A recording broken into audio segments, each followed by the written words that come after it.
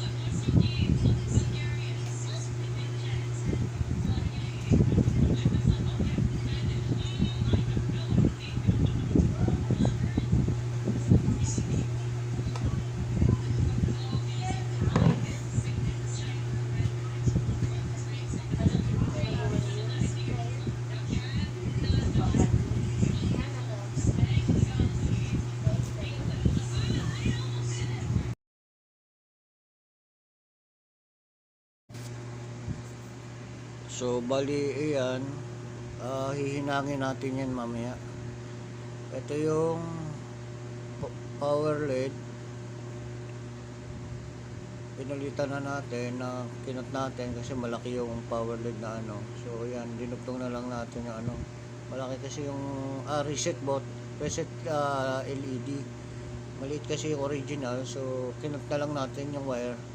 Idinugtong natin din sa original na power LED na maliit. So itabi na lang natin itong ano, power LED na bago na malaki. Ganyan din yung reset button, bilog siya. Ito pang power switch tong button na to eh. So magagamit pa natin next time yan. Kinot natin, then hihinangin na lang natin yan mamaya. Dinugto na lang natin doon sa lumang wire niya, cables. So saglit lang, pinainit ko yung soldering iron ko. So yan, naka-ready na yung soldering paste. Okay, hinangin na natin. Ingat lang sa paghinang kasi sobrang init nitong soldering iron natin. Saka alalay lang sa paghinang kasi yung cable natin na manipis lang. Madaling matunaw, saka madaling masira yung copper niya. So lagyan mo muna ng ano, soldering paste. Then saka mo yung LED niya. So para maganda yung hinang, yung kapit ng hinang.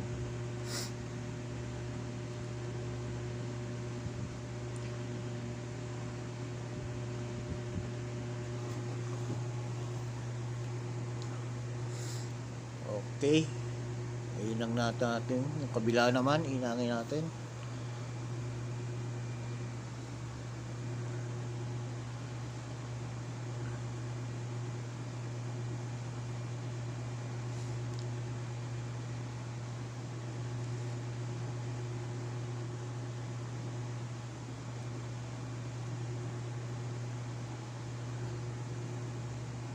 Bali yung ibang ano rito, magagamit natin yung ibang malaki ang size niya. So pinutol na natin, magagamit na lang natin sa ibang gawain natin yung next time. Ni-retain natin yung ibang pyesa niya na pwede pang gamitin. Okay, mga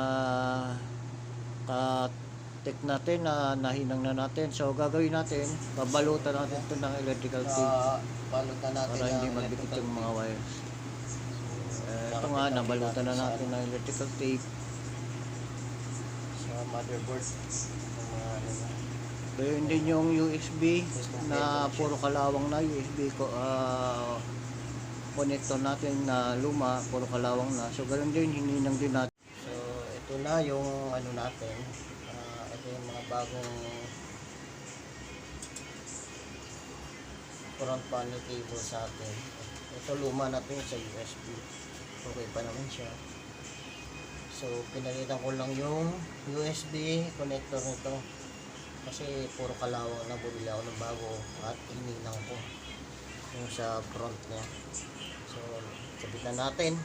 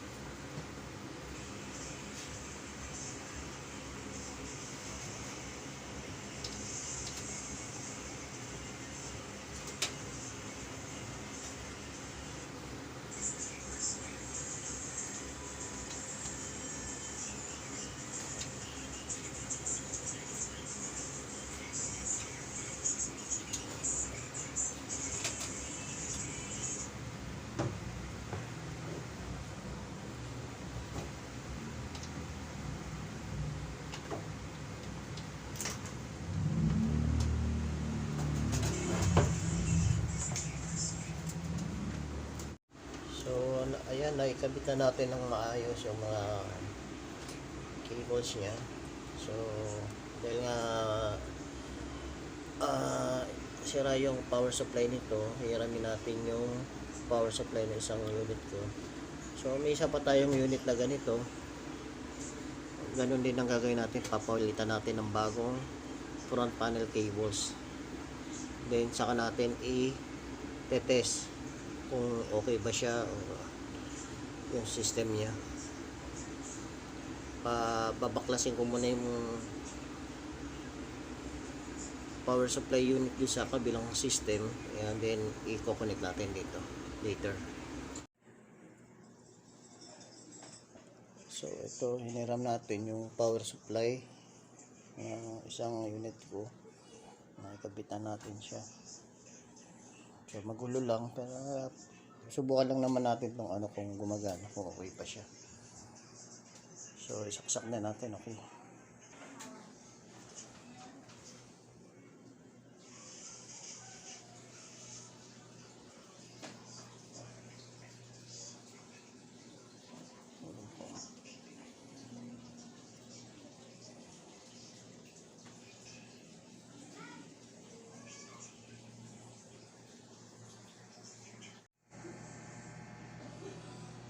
So ito, i-on na natin, subukan natin. Naka ano naman yung PS. On na natin kung iikot yung fan. So yan, kumanda rin yung fan. Ibig sabihin, okay yung motherboard.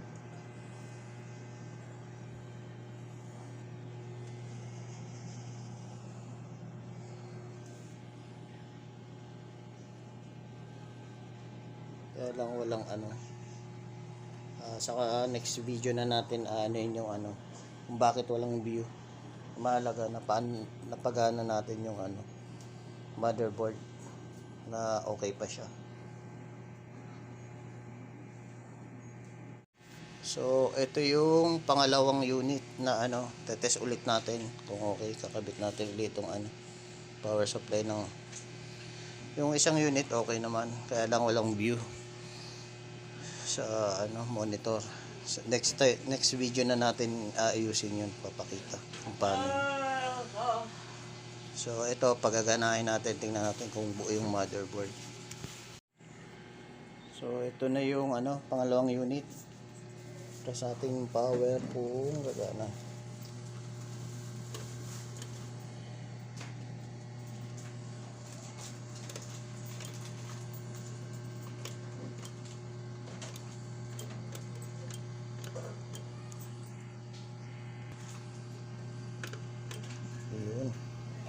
Yun, ulikot.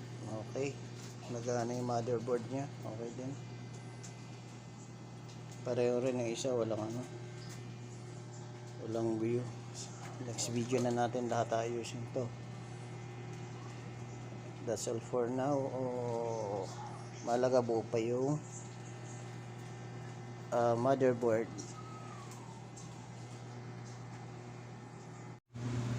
Bali, ito nga pala yung pinagputulan natin kanina.